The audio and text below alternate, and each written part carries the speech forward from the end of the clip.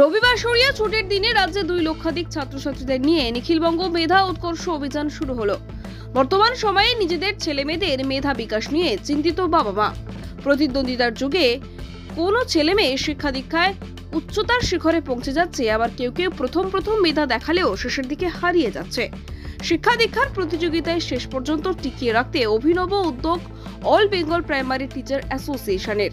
রাজ্যের বিভিন্ন প্রান্তের মতো কাকদ্বীপ 5 নম্বর সরকার চক হাই স্কুলে 2 ঘন্টার মেধা পরীক্ষায় বসলো প্রায় 700 ছাত্রছাত্রী, দ্বিতীয় শ্রেণী থেকে পঞ্চম শ্রেণী পর্যন্ত। মূলত তারা পশ্চিমবাংলার 2 লক্ষ ছাত্রছাত্রী পরীক্ষা দিচ্ছে একই দিনে একই সময়ে। দক্ষিণ 24 পরগনার ছাত্রছাত্রীর সংখ্যা 16,700, তার মধ্যে কাকদ্বীপে প্রায় 4,500 ছাত্রছাত্রীদের জন্য 3টে স্কুলে পরীক্ষা হচ্ছে। আয়োজককারী নিখিলবঙ্গ মেধা উৎকর্ষের সম্পাদক সুখেন্দু ঠিকাদার বলেন, মূলত মাধ্যমিক পরীক্ষায় ছাত্রছাত্রীদের বিভিন্ন স্কুলে গিয়ে পরীক্ষা দিতে হয়। সেখানে গিয়ে যাতে কোনো জড়তা না থাকে কিংবা রাজ্যের কোনো ছাত্রছাত্রী প্রথম, দ্বিতীয়, তৃতীয়, চতুর্থ হলেও সেই পরীক্ষার মাধ্যমে উঠে আসবে।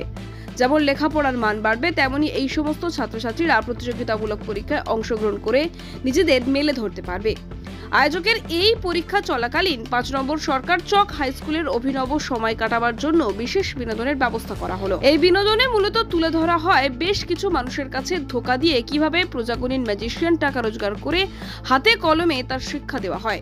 খুশি অভিভাবকরা। দক্ষিণ 24 পরগনা থেকে গোপাল সিলের রিপোর্ট, ডিএন নিউজ বাংলা। আজকে দেখছি আপনার বাড়ির ছেলেরা এখানে পরীক্ষা দিতে এসেছে রবিবার দিনে, এই উদ্দেশ্যটা কি এত ছেলে?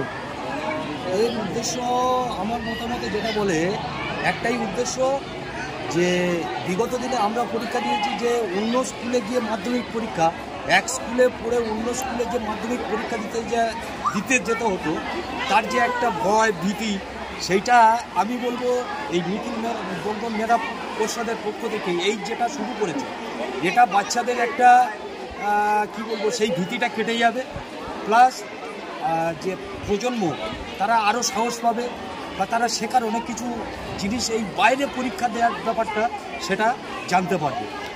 বাইরে পরীক্ষা ছাড়া আরও মেধার বিকাশ ঘটছে মনে হচ্ছে। অবশ্যই তখন স্কুলের মধ্যে বছরে ওই 3বার যা পরীক্ষা হতো ওই পরীক্ষায় শেষ ছিল। এখন এই যে ট্যালেন্টের যে পরীক্ষা, সেই পরীক্ষা থেকে ছেলেদের অনেক উন্নতি আমরা দেখা পাচ্ছি যে তারা এই পরীক্ষাগুলো দিচ্ছে, তার জন্য বাড়িতে বেশি পড়াশোনা করতে পারছে, বা এই যে আধুনিক যুগের যে ধারা, সেই ধারাটাও তাদের ভিতরে অনেক প্রকাশ পাচ্ছে।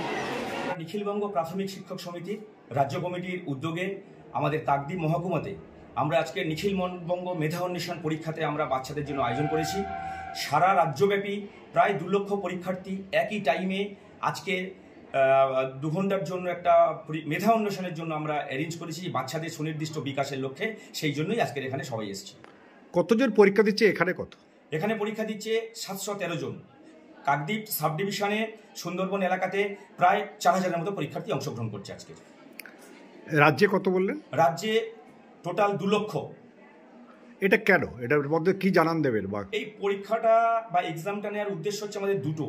নাম্বার 1, ছোট বাচ্চারা যখন মাধ্যমিক পরীক্ষা তার বয়স আসে তখন সে বাইরে একটা এক্সাম দেওয়ার সুযোগ পায়, কিন্তু আমরা চেষ্টা করেছি আমাদের সংগঠনের উদ্যোগে ওই বাচ্চাগুলোকে ভীতি কাটানোর জন্য এবং তার সুনির্দিষ্ট বিকাশের লক্ষ্যে আমরা এই ছোট বয়সেই একটা এক্সামের আয়োজন করেছি। কাদের মূলত এখানে জায়গা পাচ্ছে? এখানে মূলত ক্লাস 2 থেকে আমাদের এখানে কাকদ্বীপ চক্রে সমস্ত প্রাইমারি স্কুল অংশগ্রহণ করছে। 68টা প্রায় স্কুল রয়েছে, তো এসএসকে স্কুলও রয়েছে, হাই স্কুলও রয়েছে।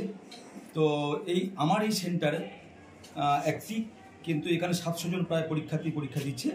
টোটাল আমাদের কাকদ্বীপ ব্লকে 3টে সেন্টার করা হয়েছে। এই যে আজকে প্রচুর মা বাবা এসছেন, বিশেষ করে অভিভাবক, 700-র সঙ্গে 700 গুণিতক প্রায় 3, এই যে এত মানুষের অ্যারেঞ্জমেন্ট কীভাবে সম্ভব হলো আপনার স্কুলে? আসলে সমস্ত ব্যবস্থাপনা নিখিলবঙ্গ প্রাথমিক শিক্ষক সমিতির পরিচালনায় আমার স্কুলে ভেন্যু করা হয়েছে। ওনাদেরই উদ্যোগেই সবটাই পুরোটাই ছাত্রছাত্রীর পরীক্ষার ব্যবস্থা করা হয়েছে এবং এই যে অভিভাবক এসেছেন প্রায় 2000-এর কাছাকাছি, এনাদেরকে এন্টারটেনমেন্টের জন্য সংস্থা ব্যবস্থা করে রেখেছেন। এটার মধ্যে কি মানে বার্তা দেবেন এমনি অভিভাবক যারা অভিভাবিকা বা ছাত্রছাত্রীদের? হ্যাঁ, এন্টারটেনমেন্ট ব্যবস্থা আমরা অনেক সময় দেখি যে মানুষের কুসংস্কার আচ্ছন্ন, তাদেরকে সংস্কারে ফেরানোর জন্য, বিজ্ঞান সচেতনমূলক করার জন্য আমাদের এই ব্যবস্থাপনা, সাথে সাথে তাদের সন্তানদেরকে তাদের মেধা